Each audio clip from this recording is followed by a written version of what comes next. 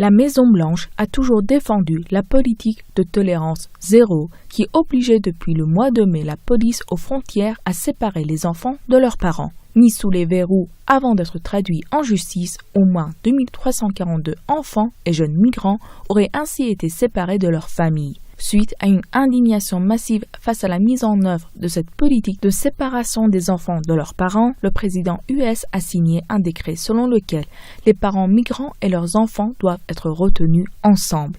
Mais quelle est votre analyse au sujet de cette politique de séparation des enfants de leurs parents? Écoutez, tout d'abord, il faut dire une chose franche et nette. Moi, je l'ai écrit hier, je l'ai dit sur les plateaux d'Afrique Média. Ce qui se passe, ça ne s'était plus passé en Europe depuis les nazis, le Troisième Reich, 1933-1944. Il n'y a qu'eux qui séparaient les familles.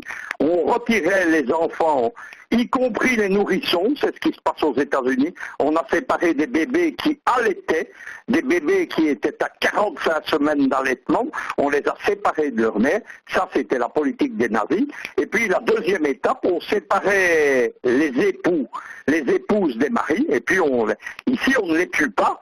Mais le principe de la déportation était le même, et officiellement, les nazis ne déportaient pas.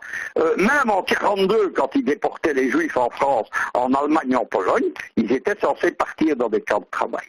Derrière Donald Trump, il y a une ultra-droite qui est à la limite de ce qu'on appelle le suprématisme blanc, c'est-à-dire que le monde est divisé en anglo-saxons protestants blancs, c'est les fameux WASP, White Anglo-Saxon protestants, et les autres.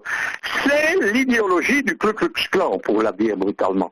Vous savez que le Ku Klux Klan, c'est une organisation de protestants à l'origine, qui ne traquait pas seulement les Noirs, mais qui traquait les catholiques, les Italiens, les juifs, etc., c'est-à-dire les minorités. C'est la base, le noyau dur de Donald Trump, c'est l'idéologie du fameux Steve Bannon avec le site Breitbart, de la famille d'extrême droite Mercer, qui sont les grands financiers de la campagne de Donald Trump, etc. Ça, c'est pour juger de ce qui se passe politiquement. Deuxième constatation, c'est que Donald Trump est en train de faire perdre 10 à 15 ans à l'unification de l'Amérique du Nord en un seul bloc autour des États-Unis.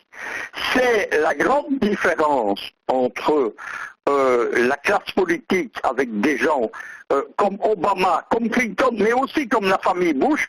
Vous devez savoir que le petit-fils Bush, Jeb Bush, il est marié à une latino, et c'est ce qui lui a coûté la candidature à la dernière élection présidentielle, à cause justement du fait qu'au Parti républicain, il y a des WASP. Et donc, ces gens étaient en train de mettre au point une unification en un bloc continental. C'est la tendance de la géopolitique au XXIe siècle. On va arriver à des grands blocs continentaux, à un bloc eurasiatique, à un bloc africain, à un bloc américain du Nord je dis bien, et moi je pense qu'au XXIe siècle, il y aura par exemple un bloc Eurasie-Afrique. C'est la tendance parce que la dimension qui est la puissance des États géopolitiques, la dimension elle est de plus en plus grande. C'est un phénomène qu'on a régulièrement vécu en géopolitique. Vous savez que dans l'Antiquité, on est passé de la cité-État, on est passé au royaume, et puis on est passé, c'est l'époque d'Alexandre le Grand, de Darius, des Perses, etc. On est passé à des empires, et puis l'Empire romain. C'est la même tendance actuellement.